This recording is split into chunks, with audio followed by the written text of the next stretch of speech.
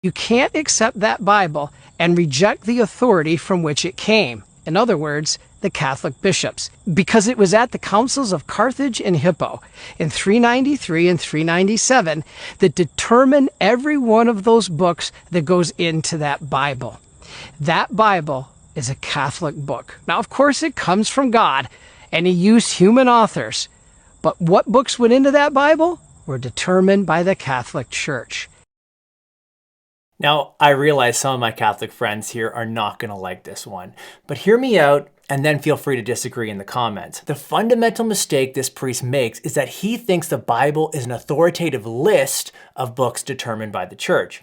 On this view, the leaders of the Catholic Church had the authority to choose which books were in and which books were out. However, the Bible is not an authoritative list of books. Rather, it's a list of authoritative books, and that distinction is crucial. Contrary to what this video says, the Catholic Church did not give authority to the books. After all, the books were inspired by God and therefore had their own authority when they were written. The church simply recognized that authority that was already present in the books. Now, here's an analogy that might be helpful. Let's say we're going to put together a list of the greatest NBA players of all time. Of course, on everyone's list is the name Michael Jordan. Now, I want you to notice something. Michael Jordan wasn't great because he was chosen for the list. Rather, he was chosen for the list because he was great already. The list simply recognizes that reality. In a similar way, the books of the Bible weren't authoritative merely because they were chosen by the church.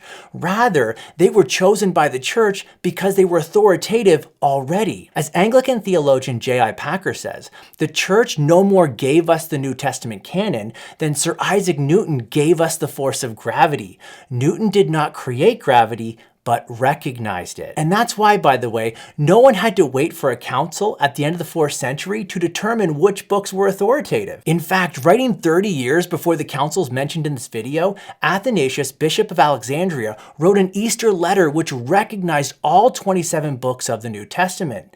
And the Council of Hippo and Carthage would later endorse what was already recognized by the churches. So what do you think? Did the church bestow authority on the books, or did the church recognize the authority of the books? Let me know your thoughts in the comments.